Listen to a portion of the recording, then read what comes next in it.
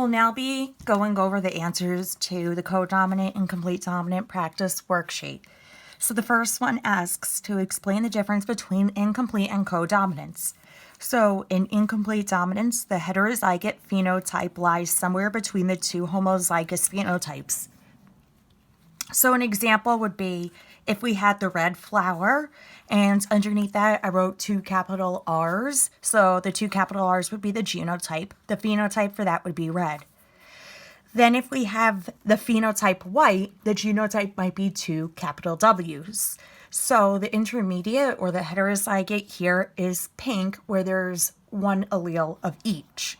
We can contrast that with codominance, which is a situation in which the phenotypes produced by both alleles are clearly expressed.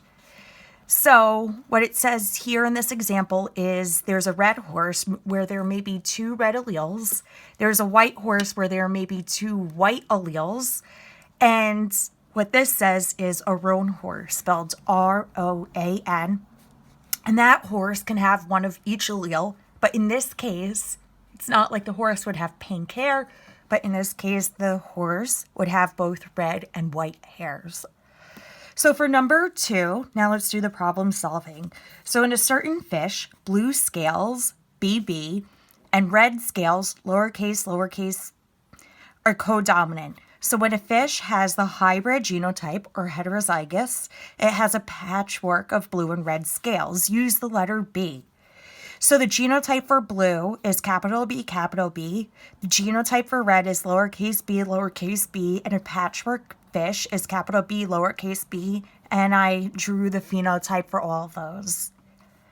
In green here, I wrote the letters in case, either one is acceptable where you do capital B for blue, lowercase b for red. Here I did capital B for blue, and then I did a capital R for red. It's notation here, but the point is that for the heterozygote, it has 1 of each allele, and the heterozygote actually shows both alleles. And that's what codominant means, is that both alleles show.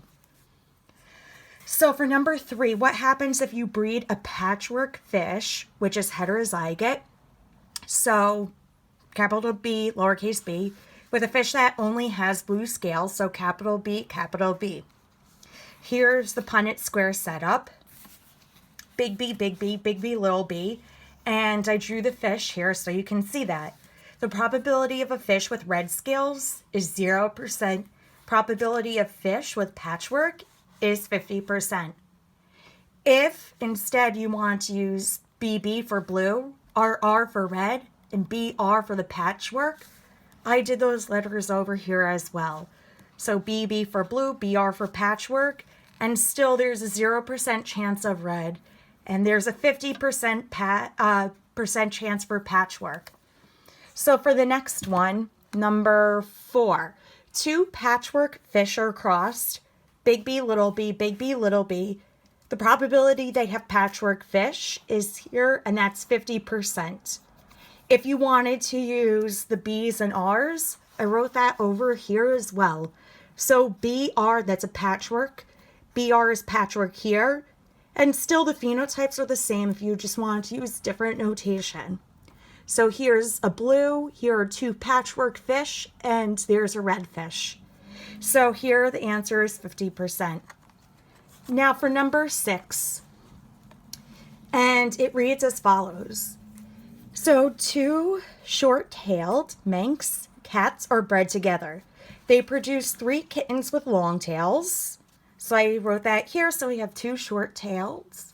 And they produce 3 kittens with long tails. 5 short tails, so I wrote that. And 2 without any tails. So we have that there. From these results, here's the first. Number 1, how do you think tail length in these cats are inherited? So with incomplete dominance, there's a blend, like when we have red and white, it makes pink. With codominance, if you have red and white, it's as if they both show. So here, we have 2 short tails, and then we have long, short, and without tails. So the type of inheritance that we see here is incomplete dominance, because it's not like we have a cat with a long tail and no tail at the same time. It's something that's intermediate between the two. So it's incomplete dominance. Now, for the parents, in order to have all of these offspring of the different phenotypes, both of the parents are heterozygote. So if we use the notation big L for long, little l for short, the parents are big L, big, little. And the offspring are of all the genotypes, big, big, little, little. If instead you want to use the notation L for long, or perhaps N for no tail, then the parents are still heterozygotes, but here you may write it as LN and LN, because each parent has an allele for long tail and no tail. And then the offspring still have all the different genotypes, LL, LN, and NN. So for the next page now, we have here the snapdragons. So number 6, in snapdragons, flower color is controlled by incomplete dominance. The 2 alleles are red and white. The heterozygous genotype is expressed as pink. So for 6A, RR is red, little r is pink, little r is white. And if you want to use R for the red allele and W for the white allele, you could do RR for red, RW for pink, and WW for white. So, for number 7, we have a pink flowered plant and it's crossed with a white flowered plant. What's the probability of producing a pink flowered plant? So here are the 2 plants, big R, little r, which is the pink flower, and little r, which is the white flower. And we see that there's a 50% chance of getting the pink plant. So if you want to use the letters R and W instead, here's RW for pink and WW for white. And that says RW, that's RW, that's WW, and that's WW. I put an open circle on W to show that it's a white flower, and those also to show that's a white flower too. So that's 50% and incomplete dominance. So for the next one, number 8, what cross will produce the most pink flowered plants? So the most would be if it's all, right? 100%. So show a Punnett square to support your answer and explain. So all of them would be big R, little r. All of them would be pink.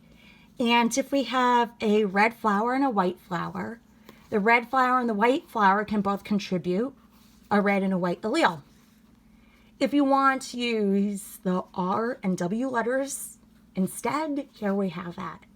So RR with WW, and they're all RW. So a cross between a red flower, RR, and a white flower, little r, would produce the most pink flowers at 100%. So that's also incomplete dominance, because when you have the red flower and the white flower, they blend. So, in number 9, it says, in Andalusian fowls, black individuals and white individuals are homozygous.